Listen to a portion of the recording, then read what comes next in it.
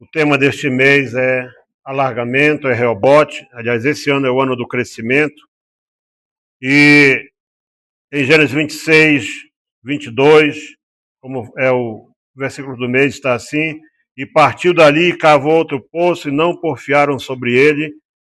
Por isso chamou seu nome Rehobote e disse, porque agora nos alargou o Senhor e crescemos nesta terra. E eu tenho profetizado que este ano é um ano de grande crescimento para todos aqui nesta igreja.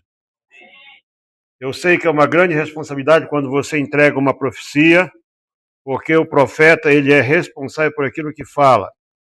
Mas eu tenho convicção de que Deus vai fazer milagres tremendos em todas as áreas. Como o pastor Júnior ministrou agora de manhã no culto em inglês, que algumas pessoas têm a ideia errada de que crescimento, que prosperidade é só parte financeira, mas o conceito é muito mais amplo do que isso aí. Mas nesse caso específico nós estamos tratando devido às condições que o mundo vive agora.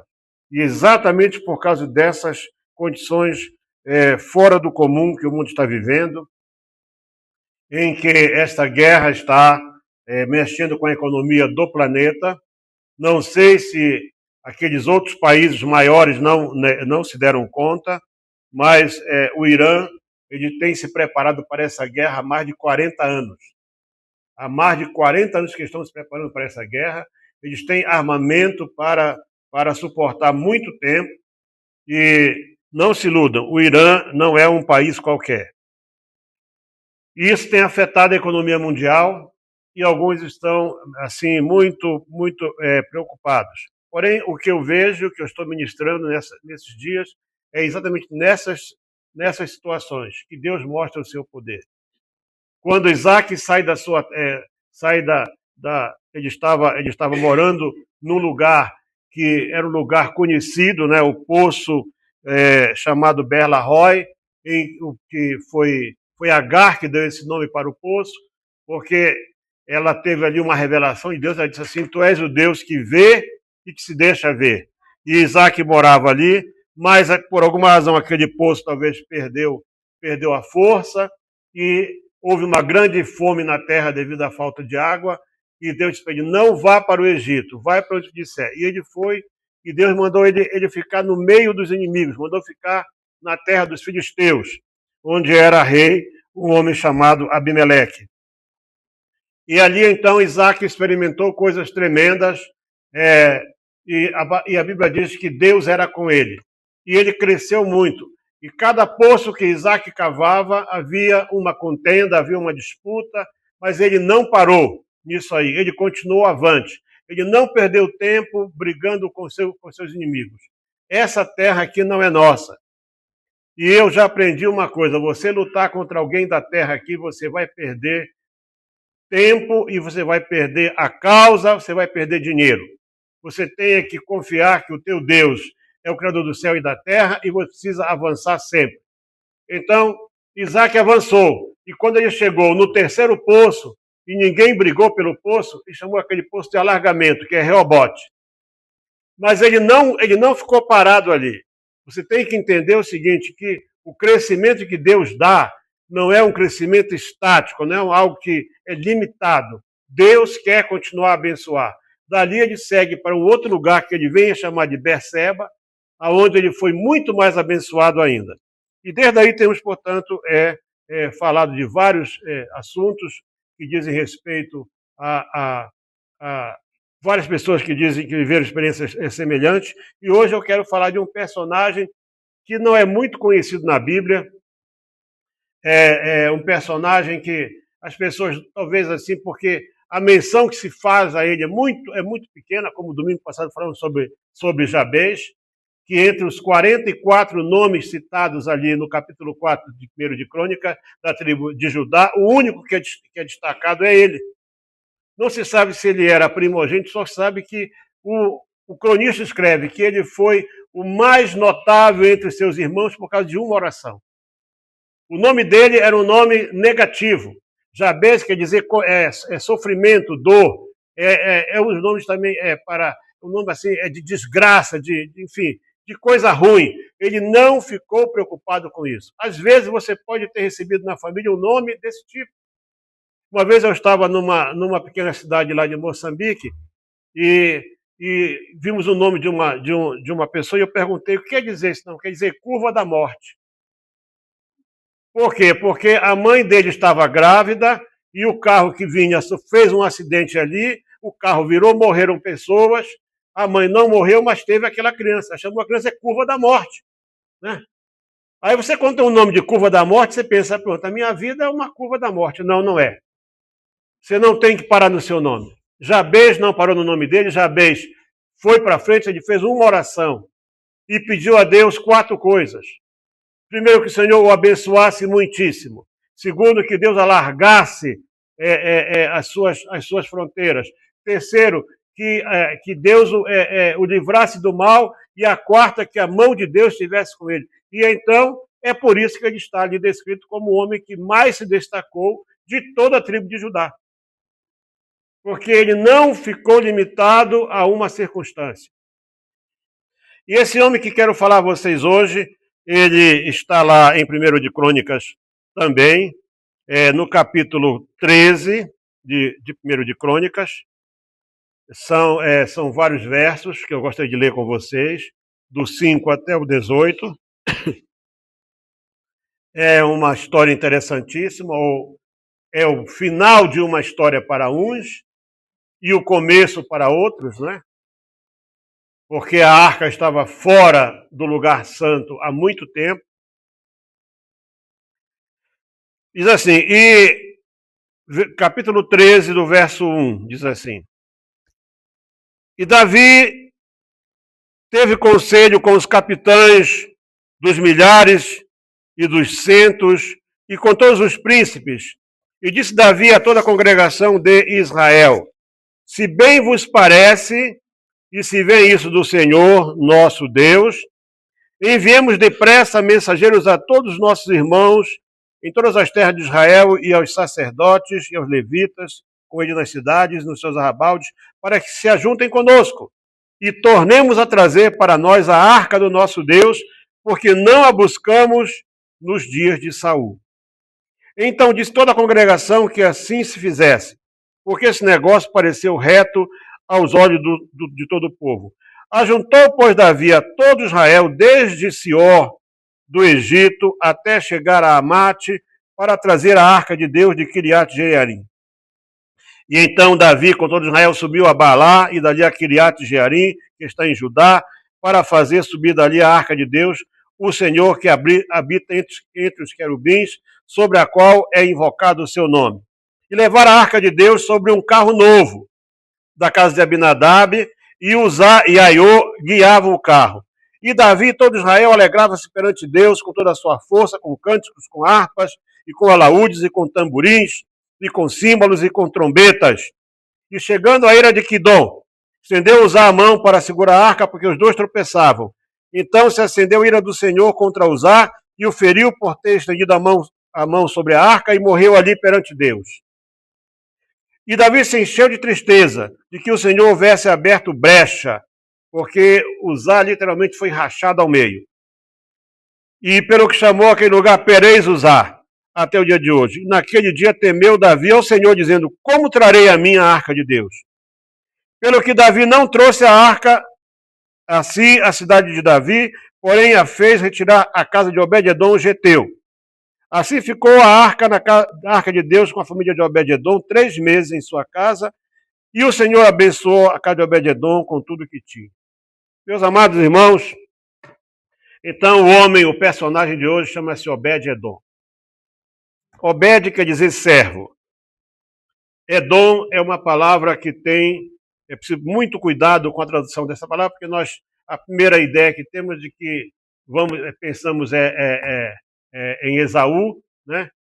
Que ele era vermelho, Edom quer dizer vermelho, e, então, de repente, o Obed-edom, não, é porque também a palavra está ligada à terra, a Adamim, ou Adamo, e pode ser humanidade, portanto, não há uma definição direta sobre o termo Edom. Por que Geteu? Possivelmente porque ele ou havia estado em Gate, ou nasceu em Gate, ou ele acompanhou Davi, mas eu vou falar sobre isso daqui a pouco, né?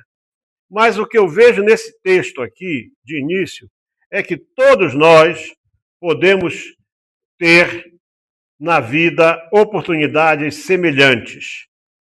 E a diferença vai ser o que vamos fazer com essas oportunidades.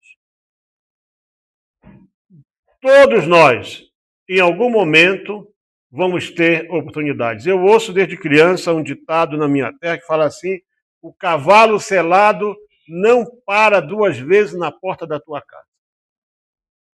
Isso quer dizer, quando a oportunidade vier, você não perca. Certo? Porque primeiro você tem que ter um cavalo, depois você tem que ter uma sela, tem que pôr a sela no cavalo. Se o cavalo chega na porta da tua casa, aquilo é uma oportunidade, não perca. Quando estudamos acerca da Arca da Aliança, desde quando ela foi levada pelos filisteus até uns 80 anos depois disso, quando ela foi levada para Jerusalém, diferentes personagens tiveram a oportunidade de estar próximos da arca. Diversos personagens. Desde Eli e seus filhos, né, que foram responsáveis pela perda, pela arca ter sido tomada, até pelos filisteus que levaram a arca para as suas cidades, enfim, passou por 5 cidades dos filisteus, e depois finalmente parou numa cidade lá de Judá, e a arca, o trajeto dela pode ser de bênção ou de grande destruição, dependendo da maneira como as pessoas lidaram, porque a arca, na verdade, ela é considerada como a presença, ela seria a presença de Deus no meio do seu povo. Estamos estudando, nesse tempo agora, essa palavra e esse evento chamado Rehobote, que é alargamento, crescimento, sem contendas ou contestações. Isso é importante. O Rehobote só é possível se aplicar quando ele vem sem contendas, sem contestação. Enquanto houver contestação, pode ser Sitna ou pode ser Ezeque. É algo para você não ficar preso ali. O que é Sitna e Ezeque? Você quer ver, veja lá Gênesis capítulo 26. Em casa você vai ler todo, você vai descobrir o que é Sitna e Ezeque. Foram 2 poços que Isaac abriu, pelos quais houve contenda. Portanto, o que eu quero ver hoje com vocês é como é importante para que esse crescimento aconteça, que a nossa atitude para com Deus vai fazer toda a diferença, a fim de que a presença da arca seja bênção ou maldição. Eu queria antecipar aqui um pouco o que eu chamo de preâmbulo. O sumo sacerdote Eli, isso está logo no começo de 1 Samuel, certo? É capítulo 2 de 1 Samuel, você também pode ler isso em casa, certo? Nós não vamos ter tempo de ler aqui todos os versos. Você vai ver, começa o capítulo 2 com o cântico de Ana, quando ela tem, né, o seu filho que ela tanto esperava, e a partir do versículo 12, você vai ver algo notável, né? Dizem os escritores, os estudiosos, que possivelmente foi Esdras que escreveu o 1º e 2º Samuel. Esdras era escriba, e ele coloca aqui, primeiramente, a alegria de Ana, e depois ele destaca o pecado dos filhos de Eli.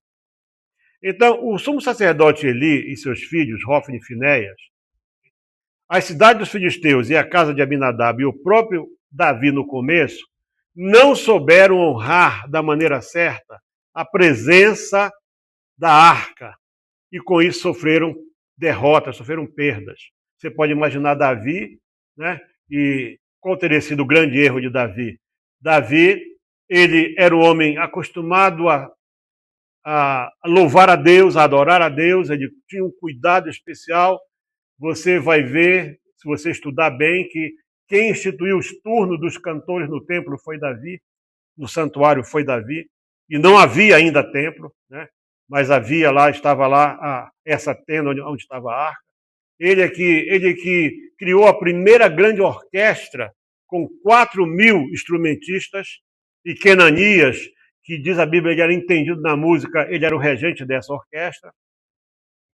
E Davi era um homem, portanto, que ele gostava de louvar a Deus, mas o louvor sem o cuidado certo pode ser um desastre, como vemos hoje. Hoje, Satanás entrou nas igrejas, e na igreja de modo geral, com louvor que aparentemente é para Deus, mas acaba não sendo para Deus. Acaba sendo o homem se exibindo. Então você vê, por exemplo, o que eu vejo hoje, e é bom se alguém na minha terra estiver ouvindo essa mensagem, você pode constatar que todos esses que fizeram sucesso, ainda ontem eu estava vendo aí um grande conjunto chamado Diante do Trono, que desapareceu, né? Porque o nome era Diante do Trono, mas não se sabe se estavam diante do trono ou não, desapareceu. E a maioria desses que ainda querem manter um pouco de sucesso, o que é que eles fazem agora? Eles fazem um espetáculo e no meio põem um hino, tipo assim, foi na cruz, onde um dia eu vi. Por quê? Porque são hinos inspirados. São hinos que ressaltam o nome do Senhor. Não são hinos de autoajuda. Né? Hino de autoajuda vende por um tempo, mas o que permanece mesmo é aquilo que adora ao Senhor. Então, Davi não soube lidar. E Davi, você vê que o que eu li aqui? Que ele foi e tomou conselho com os capitães, porque ele era um guerreiro. Ele falou com o exército, falou com o povo e só convocou os levitas para ser parte da grande caravana. Ele não foi buscar na lei como era a maneira certa de lidar com a arca. E quando você não sabe lidar com a presença de Deus, isso é um desastre muito grande. Então, eu quero começar, portanto, este assunto de hoje. Não sei se vou conseguir concluir hoje. Se não puder concluir hoje, eu concluo domingo que vem, não há nenhum problema. Os pecados que levaram Israel a perder a presença de Deus. Porque a arca era o símbolo, ela era a presença de Deus. Você pode ver que aqui, o texto que eu li, né, o autor do livro de Crônicas, ele tem o cuidado de colocar aqui no final do capítulo, do versículo 6, seguinte: e então Davi, com todo Israel, subiu a Baalá, e dali a Kiriat Jearim, que já era Judá, para fazer subir dali a arca de Deus, o Senhor, que habita entre os querubins, sobre a qual é invocado. Então só havia um lugar onde o nome do Senhor podia ser invocado com a convicção de que Deus daria uma resposta. E era na arca que uma vez por ano o sumo sacerdote entrava com o sangue da expiação, e ele então ponteava o sangue nos quatro cantos da arca, e com isso o pecado de todo o povo, inclusive dele próprio, era expiado nessa altura. Portanto, era o símbolo mais sagrado, é o objeto mais sagrado de todo o povo de Israel, era realmente a arca. E aconteceu que a arca foi embora. A arca foi embora, então eu quero ver com você lá, agora podemos ir para 1 Samuel capítulo 2, né, verso 12, portanto, esse momento terrível em que aconteceu isso aí. E por que aconteceu isso aí? O verso 12 diz assim, do verso 12, portanto, até ao verso 17, você vai ver os pecados que os sacerdotes, havia um sumo sacerdote, que Eli, que já estava velho, segundo a Bíblia, estava velho e gordo, né? Ficar velho todo mundo pode ficar, agora ficar velho e gordo é uma opção sua. Se você quiser ficar gordo depois de velho, para mim é seu, mas não é bom. A ciência diz que não é bom. Por quê? Não, a Bíblia diz que ele, porque estava velho e gordo, ele caiu e quebrou o pescoço. Então, não sei se magro não quebraria também, mas... O verso 17 diz assim: era, pois, muito grande o pecado desses homens perante o Senhor, porquanto os homens desprezavam a oferta do Senhor. Eles, literalmente, eles usavam e abusavam da condição de sacerdotes para, portanto, tirar aquilo que era do Senhor. Havia todo um cerimonial quando se trazia uma oferta. E esse cerimonial envolvia, portanto, que partes da oferta só podiam ser queimadas. Uma parte ia para o consumo dos sacerdotes e outra parte ela era específica do Senhor. E eles mandavam lá meter o garfo ali e tirar qualquer parte. E alguém, quando dizia assim, não, isso é de Deus, ele disse, não, mas eu sou o sacerdote, quem manda aqui sou eu. De fato, né? Na igreja, hoje, nós podemos ver que há pastores que estão, portanto, indo além da autoridade que Deus lhes deu. E essa talvez é a razão pela qual hoje se fala muito mal da questão de dízimos e ofertas na igreja, por causa do mau testemunho de uns poucos, a maioria que vive de maneira honesta está sofrendo. Então, aqui, por exemplo, aqui no versículo 15, diz assim, o 13, porquanto o costume daqueles sacerdotes com o povo era que, oferecendo a alguém algum sacrifício, vinha o moço do sacerdote, estando se cozendo a carne com um garfo de 3 dentes em sua mão. Né? Por isso que vocês veem essa questão do apresentar o diabo com um garfo de 3 dentes. Vem daqui, viu? E dava com ele na caldeira, ou na panela, ou no caldeirão, ou na marmita, e tudo quanto o garfo tirava, o sacerdote tomava para si. Também, antes de queimarem a gordura, vinha o moço, o sumo sacerdote, e dizia ao homem que sacrificava, dá essa carne para assar ao sumo sacerdote. E se o homem dizia, não, queime primeiro a oferta, a gordura de hoje, porque, segundo a lei, toda a gordura era do Senhor. E por que isso? Porque isso era além de ser uma questão sacrificial e de honraria, também era uma questão de profilaxia, ou seja, de prevenção, porque é na gordura que se acumulam todas as doenças, no sangue e na gordura. Por isso que é bom que a carne, o animal seja cortado para sair o sangue e se evitar comer gordura, porque é na gordura, ainda mais hoje, né? Esse franguinho de granja aí, que sai com 42 dias, aquela capinha que ele tem, aquela pedezinha, aquilo só é penicilina, antibiótico e não sei mais o que, e você está comendo aquilo ali frito, é uma delícia, né? Você está comendo veneno. Porque é ali na gordura. Na carne é a mesma coisa. O boi de hoje, irmão, o boi de hoje é cheio de hormônio, mas não sei o que, e tá ali, e você... Mas naquele tempo não tinha, mas Deus já sabia que naturalmente. Por quê? Porque quando tem períodos de seca, de falta de alimento, então o organismo vai se alimentar da gordura. A gordura é a reserva que tem. Todos os nutrientes que o corpo precisa para sobreviver estão na gordura. Então, se você tem uma deficiência alimentar, o corpo vai na reserva, que é a gordura, porque ela está cheia de nutrientes. Então é bom comer. É mal comer, porque aquilo está concentrado ali. Então, Deus, que é o Criador, ele sabia, por isso que ele disse, vocês queimem a gordura. Pode comer a carne, mas a gordura é para mim. E quando eles faziam isso, a gente estava desobedecendo o Senhor. Uma coisa tão simples, né? Mas então dizia, não, tu vai dar agora, senão eu vou tomar por força. E eles, então, por causa disso aí, estavam cometendo um pecado contra Deus. Em seguida, do versículo 18 em diante, ao 26, você vai ver, portanto, o começo do ministério de Samuel, que acompanhou. Samuel era aquele menino enjeitado, certo? Ele foi colocado na casa, portanto, de Eli. Possivelmente o seu pai, ele seria da tribo de Levi, embora ele morasse numa das cidades de Efraim, mas em cada cidade, em cada tribo, sempre havia a cidade onde os levitas moravam, né? Elcana possivelmente seria da tribo de Levi, senão Samuel jamais poderia ter feito aquilo que fez, porque Deus não contraria a sua palavra. E o certo é que Samuel, enquanto Samuel estava, portanto, crescendo, vendo tudo aquilo ali, e Deus foi dando tempo para que Eli e seus filhos se arrependessem. Então, Eli é aquele exemplo de um pai amoroso demais e que não sabia corrigir os seus filhos. O amor envolve correção. Se você não corrige, a criança entregue a si mesma vai envergonhar o pai e a mãe. Então, correção nunca fez mal. Correção é uma coisa boa.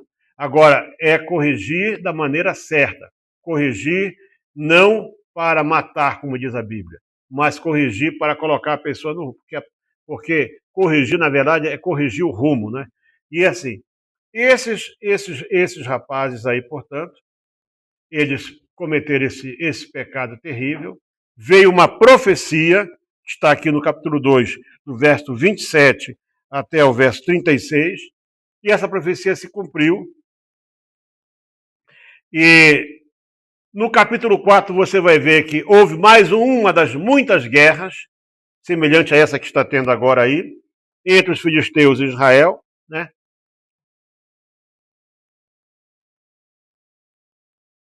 E Samuel já era considerado como profeta, mas Eli e seus filhos estavam à frente do sacerdócio.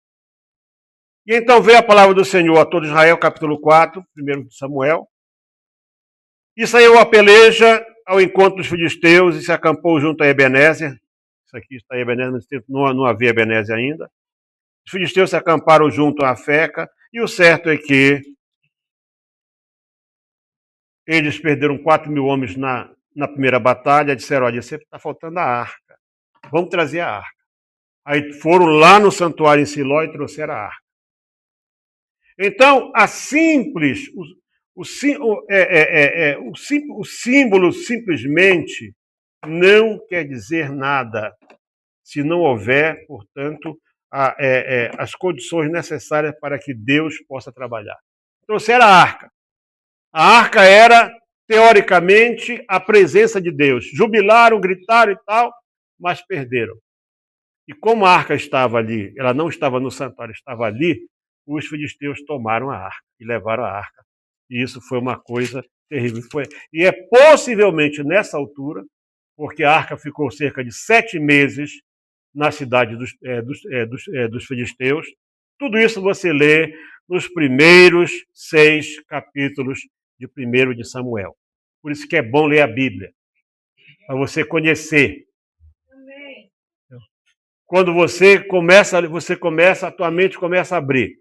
Então você vê o seguinte: levaram, portanto, 7 meses, a arca levou 7 meses, portanto, fora de Israel, e por onde ela passou, só foi destruição. Por quê? Porque os filisteus olharam dentro da arca. E se você observar lá, quando Salomão inaugura o templo, quando a arca é trazida, o cronista registra o seguinte: só estava dentro da arca as tábuas da lei, só pedras. Na arca só estava, quando Salomão inaugura o templo, essa arca que Davi traz, com todo esse problema que aconteceu, só estava dentro dela, só estavam as pedras da lei. O pote de ouro com maná desapareceu, que era ouro. A vara de Arão, que era o símbolo do ministério, que alguém podia achar, essa coisa dessa varinha mágica que por aí, né? Que está nesse filme aí, desse Harry Potter, não sei o quê. Tudo isso vem da vara de Arão. Essa coisa de vara mágica vem da vara de Arão. Foi a vara escolhida. Então, todos sabiam que a vara de Arão era aquela vara que indicava poder. Então, roubaram também a vara. Tudo aquilo que é material, que é humano, pode ser roubado. Agora, a palavra, ninguém pode roubar. É por isso que quando a arca é depositada no lugar santíssimo, no templo construído por Salomão, a Bíblia diz que lá dentro só estava a palavra. A palavra nunca vai faltar. A palavra nunca vai desaparecer. A palavra de Deus permanece para sempre. Sabe, podem roubar tudo da tua vida, mas ninguém pode roubar a palavra de Deus, porque ela está no teu coração. Isso é uma coisa que nós temos que guardar conosco. Então, é para você entender que a arca teve esse período todo fora do controle, e é possível que foi aí que foi roubado, portanto, esses objetos santos. E eu quero falar agora a vocês um pouco do que está ainda 1 Samuel, do capítulo 7 em diante, certo? O primeiro lugar onde a arca foi parar depois, porque se você observar no capítulo 6, capítulos 5 e 6, o capítulo 5 especialmente, você vai ver o seguinte: os filisteus tomaram a arca de Deus e trouxeram de Ebenezer até Asdod. E então colocaram lá no templo desse rei chamado, desse deus chamado Dagon, que ele tinha cara de peixe, né, e corpo de homem. Certo? E quando foi de manhã, o Dagon estava caído no chão. Eles foram e colocaram o Dagon em pé. No outro dia, o Dagon estava caído, quebrado. Aí disseram, tem alguma coisa estranha, tiraram daí. E assim a arca foi passando. E cada cidade que a arca passava, as mulheres ficavam estéreis, os homens apanhavam úlcera, hemorroida, era uma confusão muito grande. Então, mas o que é isso? Alguém disse, gente, isso é a arca de Deus. Vocês mexeram com a coisa mais santa que tem. Vocês são soldados, vocês não entendem disso. Olha só, e os homens que não morriam, capítulo 5, verso 12, eram tão feridos com hemorroidas que o clamor... Imagina, hemorroida. Cada vez que o camarada precisava evacuar, aquela dor horrorosa, né? E então, mas o que é isso? O que está havendo? Havendo, pois, estado a arca do Senhor na terra dos filisteus 7 meses, os filisteus chamaram os sacerdotes. Passou de que a cidade? Foi de Gate, foi de Asdod, foi de Ecrom, foi as maiores cidades dos filisteus. Eram 5 grandes cidades que havia. Cidades-reinos que havia dos filisteus. E que faremos nós da arca do Senhor? Vê que eles chamavam Deus de Senhor. Tudo mais era Dagon, era Ecrom, era não sei o que, era isso, aquilo. Mas o único Deus que era chamado de Senhor, que é o Deus dos deuses, porque a palavra Senhor, Adonai, é o Deus, é o Deus maior, é somente o Senhor mesmo. E eles sabiam disso. Eles sabiam disso. Toda a gente sempre soube que Deus é maior. O que faremos? Olha, vamos fazer assim, vamos mandar uma oferta de expiação, uma oferta de arrependimento, uma oferta que mostra que nós estamos contritos. Então, o que fala que mesmo entre os gentios, entre os ímpios, havia aquele respeito que a oferta que se dá para Deus tem que ter algo mais do que apenas o valor monetário. Tem que ter algo além disso. Esse povo vive falando mal de oferta, a gente pregando agora, sabe? Quem prega contra a oferta é quem não tem que pagar conta. Quem não sabe quanto custa manter uma igreja. Essas pessoas que só sabem abrir a boca e dizer que não tem que dar oferta, não tem que dar dízimo, não tem que dar... Porque não sabe quanto custa manter a obra de Deus. Eu gostei muito, até já mostrei aqui, um moço foi chamado, um obreiro, para dar a palavra da oferta, e ele disse assim, vamos dar oferta. Agora, assim, se você não quer dar, então você se levante, porque essa cadeira que você está sentado foi paga com dízimo e oferta. Assim mesmo. Ele começou daí, começou a desmontar, né, esse círculo que criaram portanto, para ofender a obra de Deus. E eles, então, eles fizeram uma oferta, irmãos, e mandaram, né? Imagem porque uma cidade foi atacada com rato, outro povo foi com hemorroida, outro foi com úlceras, então eles fizeram imagem daqui e mandaram junto com a arca, e a arca foi sozinha, né, numa vaca, puxada por vacas, né? Talvez daí Davi se inspirou em buscar um carro novo para ir buscar a arca de Deus. Quando já deu confusão da primeira vez, e as vacas sozinhas foram embora, e chegaram até Bet-Semes. E lá em Bet-Semes, então, o povo recebeu a arca, e eles se alegraram, né? As vacas andaram mais ou menos 20 quilômetros em linha reta entre a última cidade dos filisteus e Bet-Semes, e lá, então, eles pegaram, se alegraram muito e tal, mas olharam dentro da arca. E morreu. Só ali morreram mais ou menos aí umas 50 mil pessoas. Porque a glória de Deus não é para ser vista por ninguém. e tem gente querendo roubar a glória de Deus. Isso é uma coisa perigosíssima. Esse é o pecado que transtornou um anjo chamado de querubim, né? Não sei se vocês sabem, mas a palavra Satanás ou diabo não tem no Antigo Testamento, não é para os judeus como é para nós. É bem diferente o conceito que eles têm, mas esse pecado. Aí, finalmente, vieram os homens de Kiriat Jearim, estamos agora no capítulo 7, e sucedeu que desde aquele dia vieram os homens de Kiriat Jearim e levaram a arca do Senhor e a trouxeram à casa de Abinadab no outeiro, no lugar alto. Também será costume dos povos daquele tempo, que todo o culto tinha que ser num lugar alto, num lugar elevado, que Deus já tinha proibido na lei. A lei proibia isso aí. E lá então foram para a casa do homem chamado Abinadab e consagraram o filho dele, Eleazar, mas não se sabe se esse Abinadab era levita, não se tem a menor indicação disso. Apenas consagraram. E esse Eliezer ficou encarregado de cuidar da arca. E o Eliezer teve 2 filhos, Uzá e Aiô. Eu entendo, quer dizer, eu posso ser levado a crer que a arca, nesse período todo que ficou ali, que só o primeiro período foi de 20 anos, depois teve todo o reino de Saul,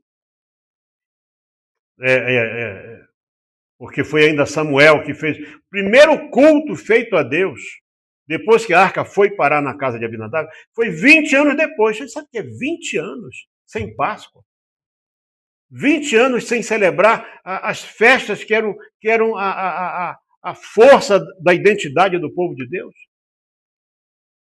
20 anos sem celebrar colheita, sem celebrar Pentecostes, sem celebrar primícias, que está lá em Deuteronômio 28, que a gente lê sempre aqui.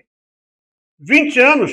E aí, e olha só, a coisa foi tão séria que desde aquele dia a arca ficou em Kiriat Jearim e tantos dias se passaram que chegaram até 20 anos.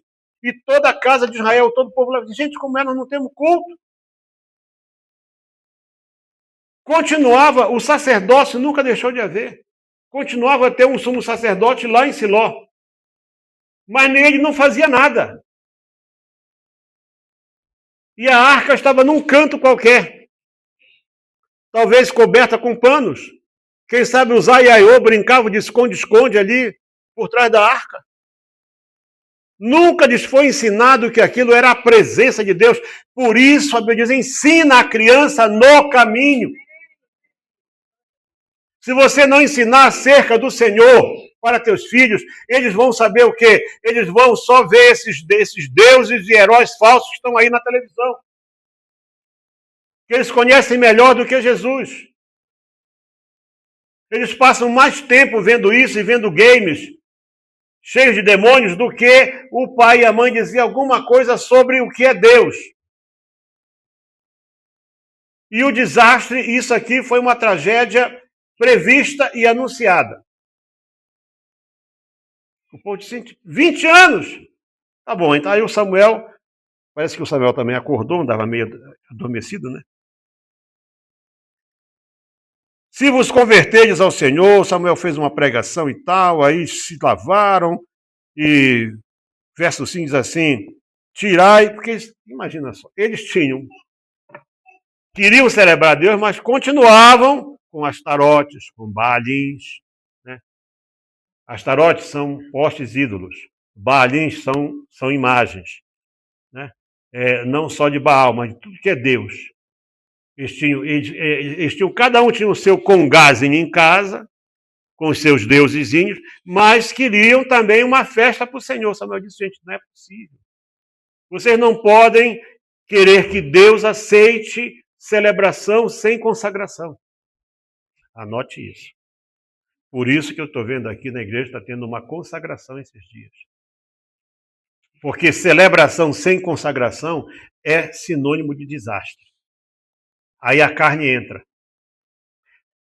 A minha terra é a terra dos congressos e das conferências. Você vai em qualquer igreja, e os pastores estão me ouvindo, sabem disso. Toda semana tem um congresso. Congresso das irmãs, congresso do círculo de oração, congresso dos jovens, congresso de missão, congresso de tudo. É raro o mês que não tem uma festa. Nós nos tornamos uma igreja só de festas. Israel era uma nação e é uma nação de festas. São 7 grandes festas que tem em Israel, todos os anos. Deus não é contra a festa, mas a festa é para quem? Aí faz um congresso de missão, chama um pregador que nunca pisou no campo missionário, prega qualquer coisa, todo mundo chora, grita, pula. No fim, alguém pergunta, o que foi que ele pregou? Eu não sei, mas foi uma benção.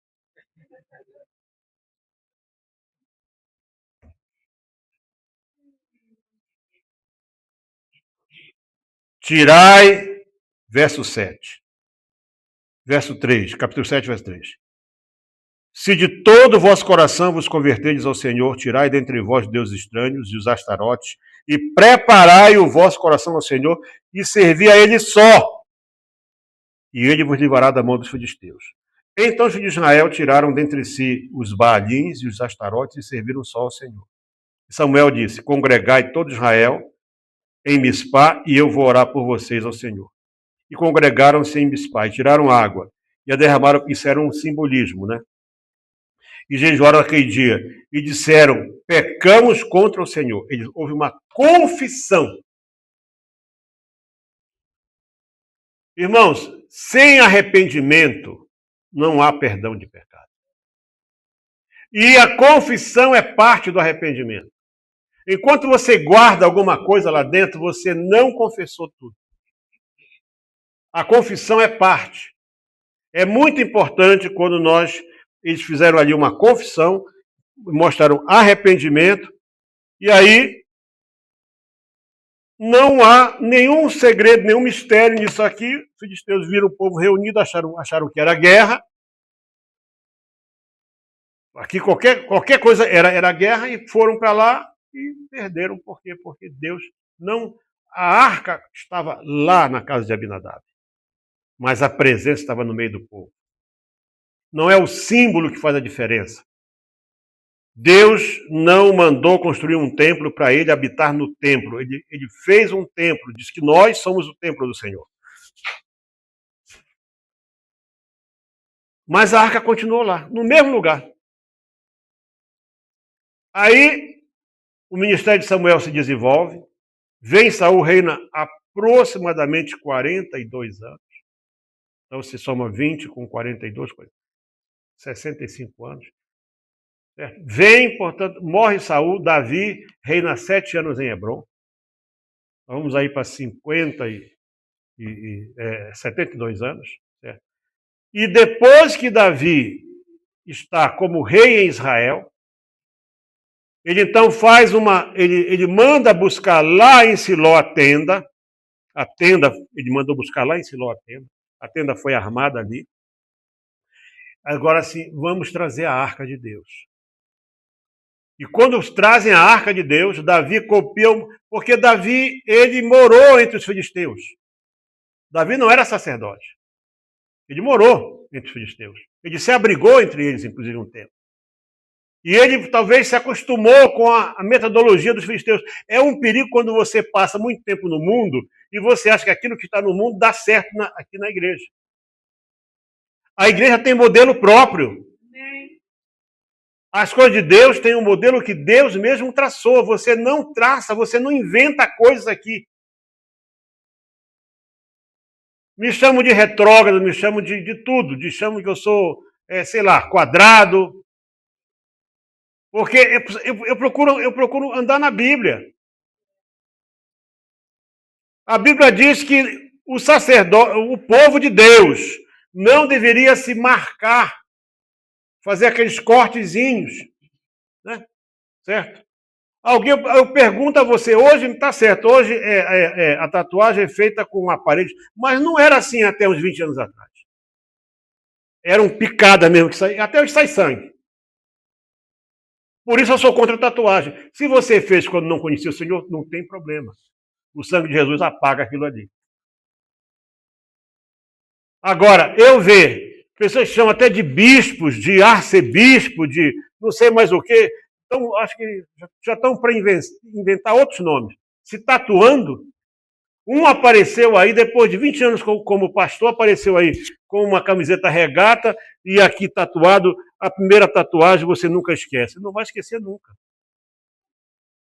Porque quando tu ficar velho com a pele engelhada, ela vai estar lá toda engelhadinha assim.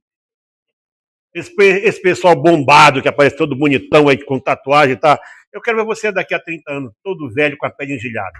Vai estar linda a tua tatuagem. Parabéns!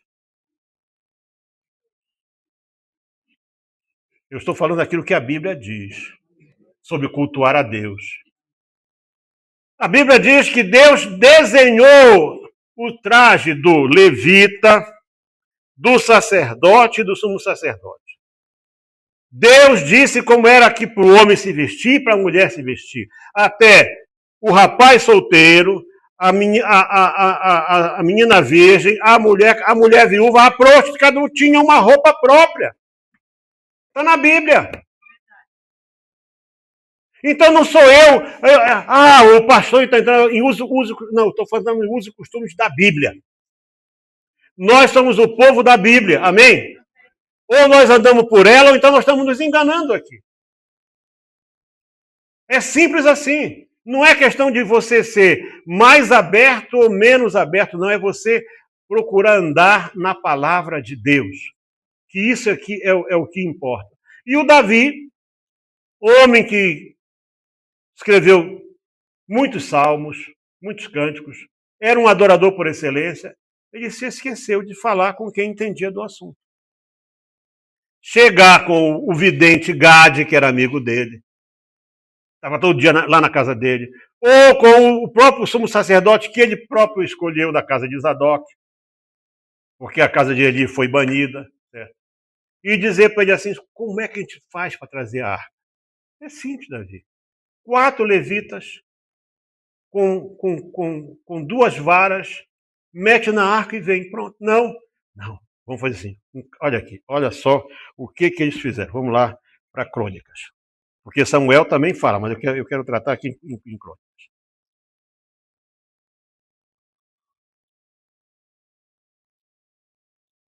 Capítulo 13, verso 7. E levaram a arca de Deus sobre um carro novo. Para Deus tem que ser um carro novo. Vamos fazer um carro, né, top. Da casa de Abinadab e Uzai e Aiô, que eram filhos de Eleazar, de Eliezer, guiavam o carro. Davi e todo Israel alegravam-se perante Deus com toda a sua força, com cânticos. Quem era esse todo Israel? Você vai ver do versículo 1 até o 2, você vai ver. Certo?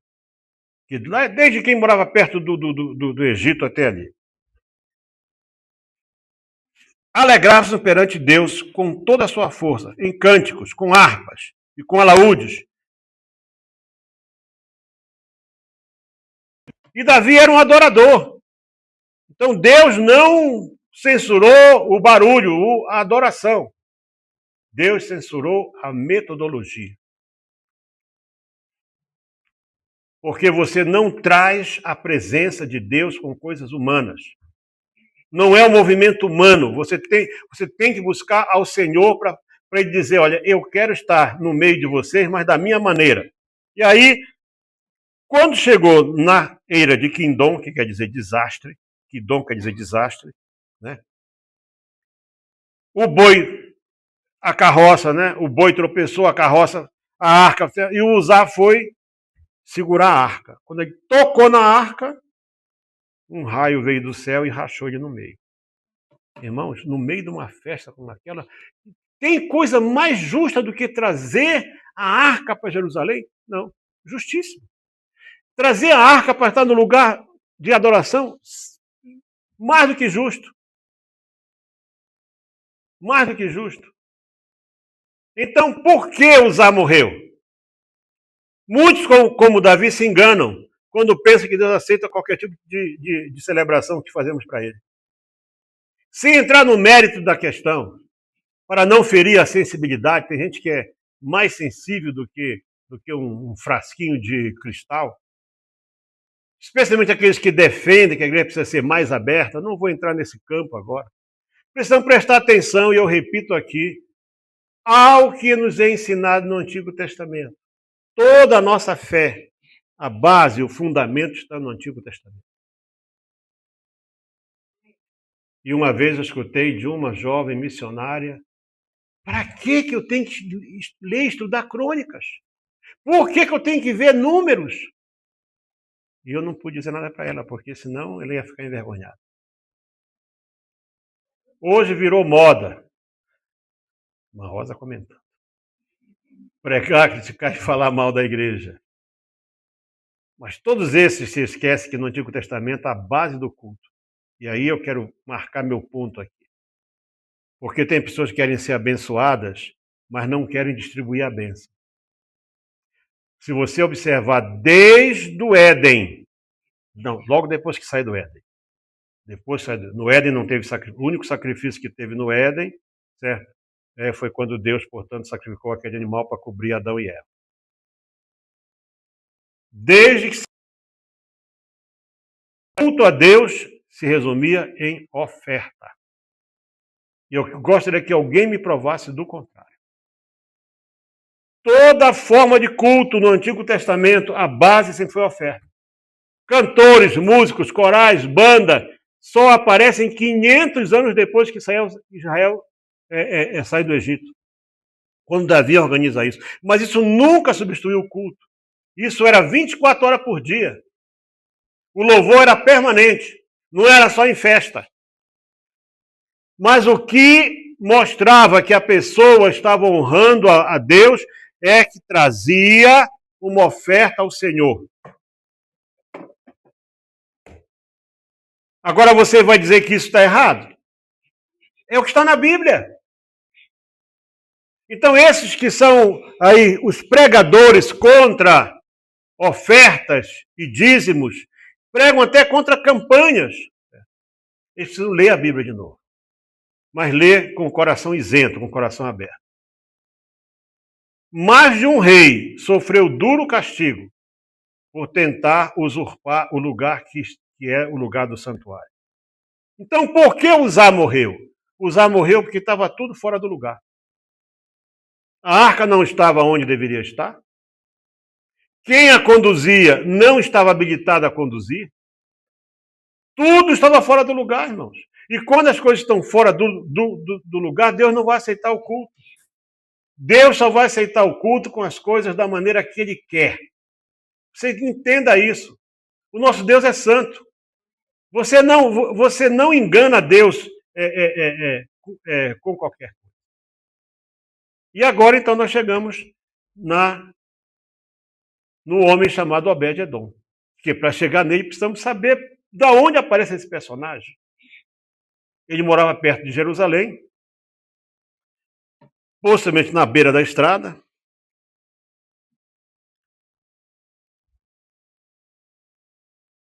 E então diz aqui que Davi ficou muito triste, porque Uzá foi rachado ao meio, e faz uma pergunta: como trarei a minha arca de Deus? Como ele não tinha forças para... Acabou a festa, né? Acabou a festa. Como ele não tinha forças, portanto, para trazer a arca, certo? Acabei de ser iluminado com uma luz diferente aqui agora. Isso é uma coisa extraordinária. É melhor apagar tudo. Isso é um sinal de Deus, irmão.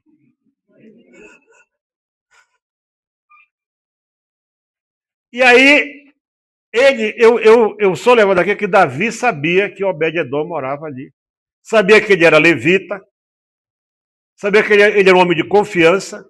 Possivelmente, Obed-Edom foi um dos muitos levitas que fizeram parte daquela guarda pessoal de Davi, né, que ele levava levitas consigo. Então ele leva a arca para a casa de Obed-Edom. Como a arca foi levada para lá, a Bíblia não diz. Mas com certeza ninguém pôs a mão nela. Eu acho que puxaram a carroça de boi e levaram lá para o terreno dele, porque só quem morreu foi Uzá. Os bois não sofreram nada.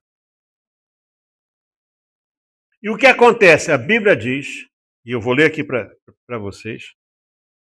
Assim ficou a arca de Deus, 13, 14 de 1 Crônicas. Com a família de Obed-Edom. Foi com a família toda. 3 meses em sua casa. E o Senhor abençoou a casa de Obed-Edom e tudo quanto tinha.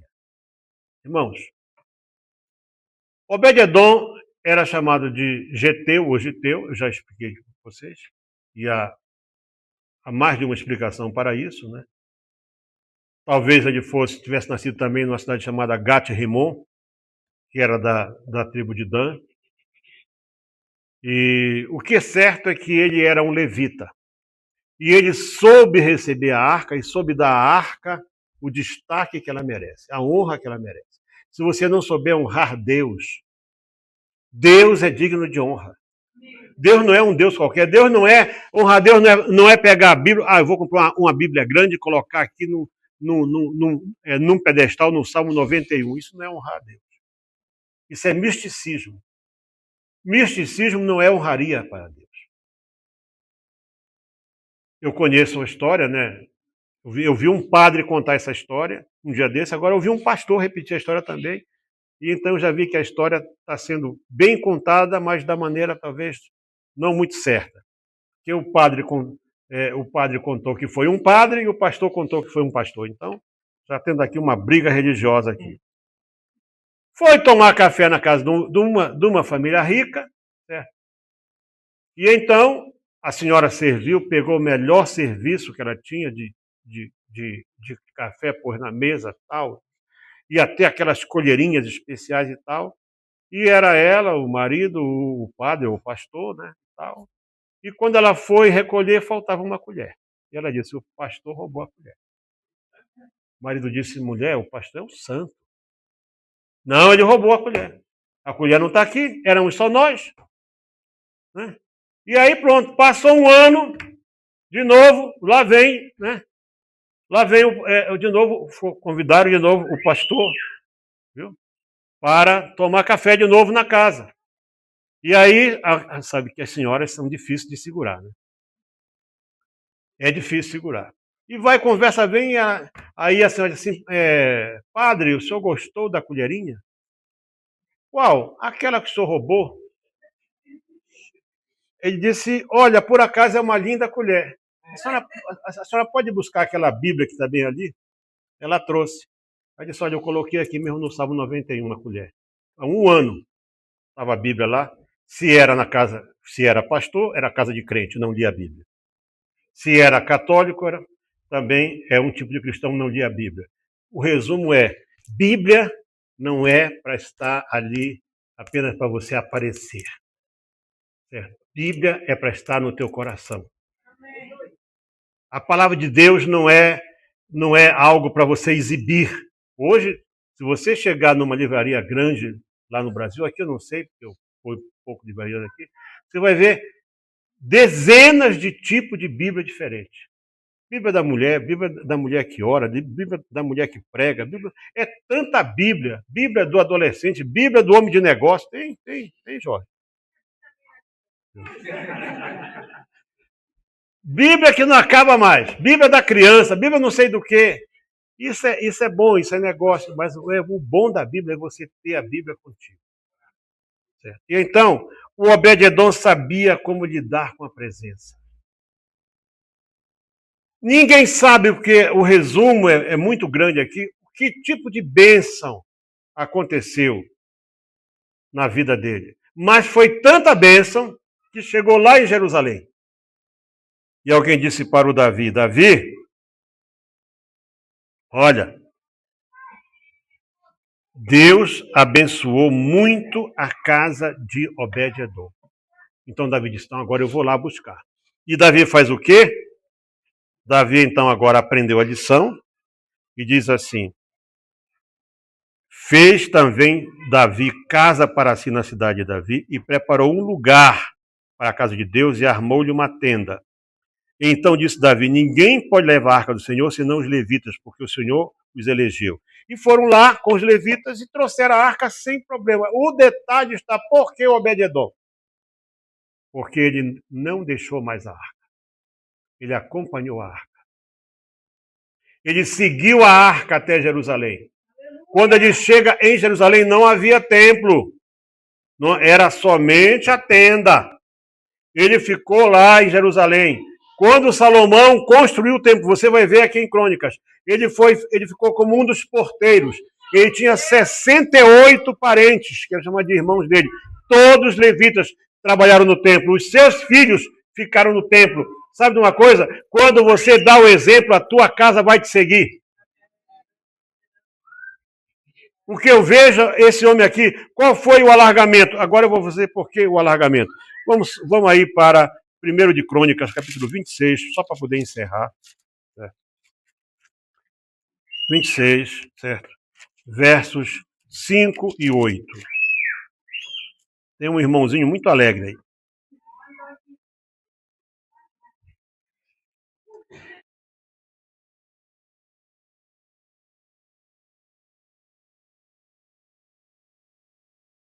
Aqui fala o seguinte, olha.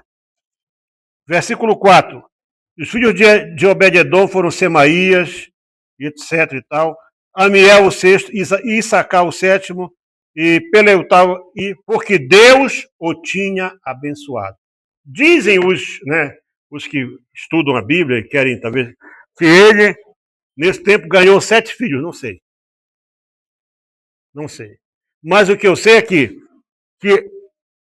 a Bíblia diz que Deus o tinha abençoado, desde o dia que ele recebeu a arca. E ele acompanhou, ele cuidou dela e acompanhou a bênção do Senhor, nunca mais o deixou. O segredo do Reobote não é você receber uma bênção agora, como eu vejo por aí. Uma vez eu fiquei triste, eu estava atendendo ainda uma igreja, tinha um escritório grande ali aqui na Main Street, quando a Main Street era uma rua confiável, né? E tal.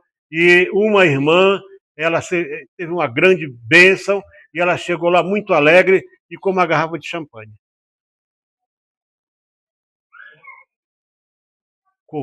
No escritório da igreja, alegria com garrafa de champanhe.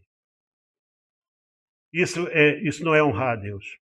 Isso é honrar Baal, isso é honrar os deuses do mundo. Você quer honrar o Senhor? Te prostra diante dele e agradece a ele pela bênção. Você vai ver o seguinte, o que eu disse a vocês aqui, 26, 15, e Obed-edom, e do sul, e a seus filhos, a casa das tesourarias. Quer dizer, eles saíram de cantores, porteiros, foram até ser tesoureiros do templo. Eles não pararam mais de crescer. E eu quero dar aqui um recado para você que me ouve aqui e você que me ouve de longe. Você que se acha desprezado, relegado a segundo plano. Você que acha que o teu pastor, o teu líder não olha para ti. Você que já está... Quantos anos tinha Obed-edom? Talvez 20, 30 anos mais que ele era, ou mais servindo ao Senhor, ali naquele cantinho esperando o dia dele. Se você permanecer fiel e em comunhão com Deus, e em vez de murmurar, você orar, fique certo, mais cedo ou mais tarde, o rei vai chegar na tua porta e vai te convocar para algo. E aprenda uma coisa, não deixa mais a arca. A arca saiu, ele disse, eu vou atrás. Ou foi na frente dela. E a arca foi para a tenda e disse, eu vou ficar na tenda. E ficou lá na tenda. Quando Salomão construiu o templo, eu estou no templo. Você é porteiro do templo. Quando chegou a hora, meus filhos, vocês vão ser tesoureiros do templo. Ficaram todos na presença de Deus. O segredo do alargamento é não sair jamais da presença de Deus. Fique na presença e você vai experimentar a bênção continuamente na tua vida. Você foi injustiçado, você foi mandado embora, você te roubaram alguma coisa, você perdeu o emprego. Fica na presença. É Ele que vai te honrar, é Ele que vai te abençoar, é Ele que vai te dar prosperidade, é Ele que vai te dar saúde. Porque aquilo que os planos de saúde não conseguem, Que não há cirurgião que faça. Eu já disse a vocês, em 2009 eu consultei, eu fiz talvez o maior check-up da minha vida. Foi quando eu fui diagnosticado a primeira vez com câncer e descobri problema de coração, de não sei o quê. E um médico falou para mim assim, olha, eu vi aqui que você fez uma cirurgia nos rins. Mas ele disse, eu nunca vi nada tão perfeito na minha vida. Eu disse, tem um detalhe, doutor, eu nunca fui operado dos rins. Não, mas está aqui a marca. Eu disse, eu sei que está aí a marca, porque quem me operou deixa a marca, para o homem saber que foi ele. Mas o senhor vai ver também que eu não tenho nenhuma marca no meu corpo, nem de laparoscopia, nem de nada, porque quem me operou é aquele que está lá no alto. Ele é aquele que te sara, é aquele que cura a tua casa, cura o teu casamento. Reobote não é só finança, Reobote é crescimento por um todo. Vamos estar de pés, vamos orar juntos ao Senhor.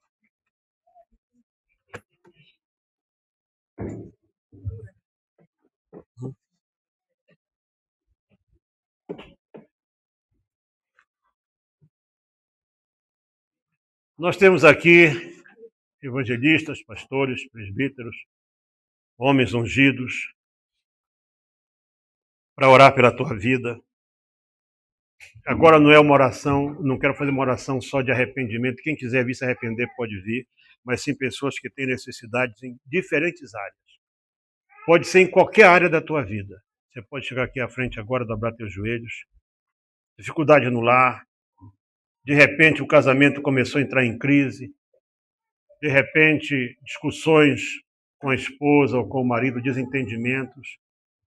Coisas que você não experimentava antes.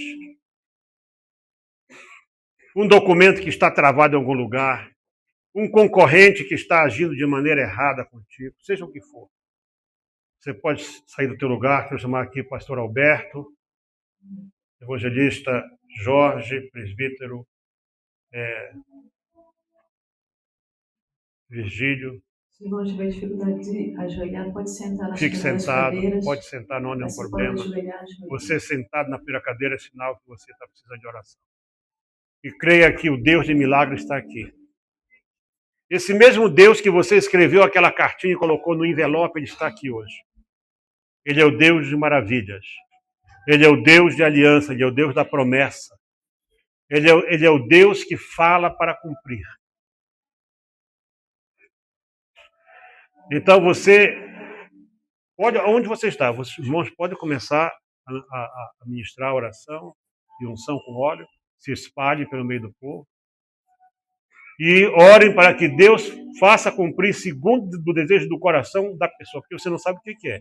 Não ore por cura porque você não sabe se é cura.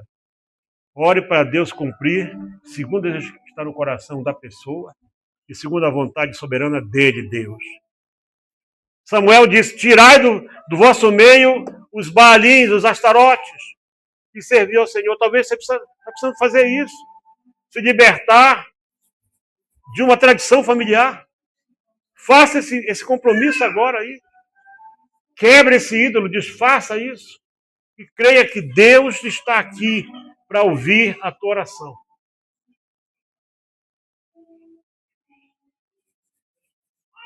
Receba agora a unção com óleo, para que a bênção de Deus que enriquece não acrescenta dores. Enriquece o teu corpo, enriquece a tua saúde, enriquece o teu casamento, enriquece a tua vida financeira. Abençoa você com uma casa própria. Creia, abençoa você com documentos. Eu estou orando para Deus mandar uma anistia sobre esse país.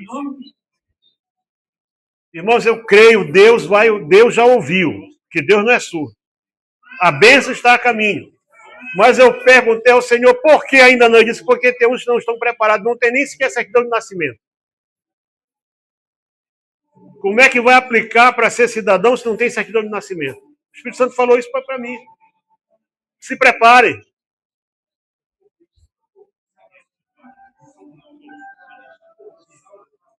O Deus da aliança está aqui. E as promessas dele são para se cumprir na nossa vida. Pai Santo, chegamos à tua presença pela tua palavra, orando sobre as promessas.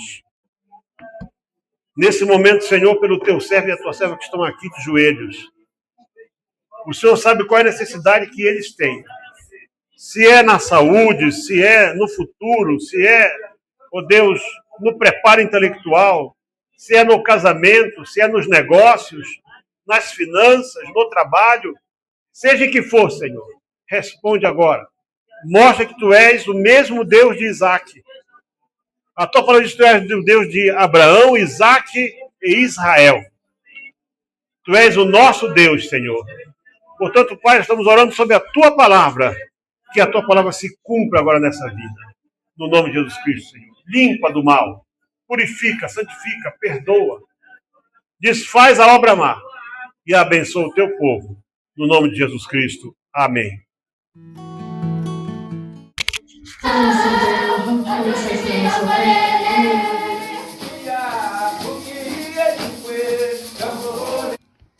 Pai do Senhor, pastor Eliel, estamos aqui no campo missionário, fazendo a obra de Deus. Essa é a nova zona, aqui em Nicane. Essa é a nova casa, o novo templo, construído com material local, de bar, mas falta erguer o teto e estamos sem condições e pedimos que, Pai, ore, pastor, por esses irmãos e ajude aquilo que foi possível. Na parte de bambus, aí na parte de cima. Por isso pedimos o seu reforço e a sua oração. Paz e Deus abençoe a pessoa.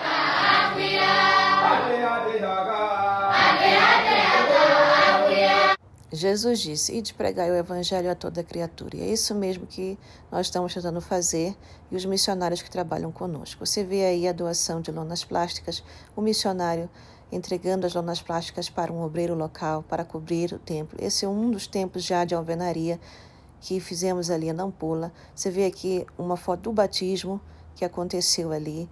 A Santa Ceia, cálices também são grandes necessidades. Outra foto dos irmãos sendo batizados. Aí uma outra igreja também feita de material local, entrega de certificado de batismos e também de apresentação de crianças. E aí, mais uma vez, aquele coral jovem que você viu logo no início do vídeo, louvando ao Senhor. Irmão, seja mais um conosco, nos ajudando a manter a obra do Senhor Jesus Cristo viva. Seja o mantenedor da obra missionária, apoie a Missão SOS África, o SOS Resgate. A sua oferta faz muita diferença e socorre estes irmãos. Deus abençoe a sua vida.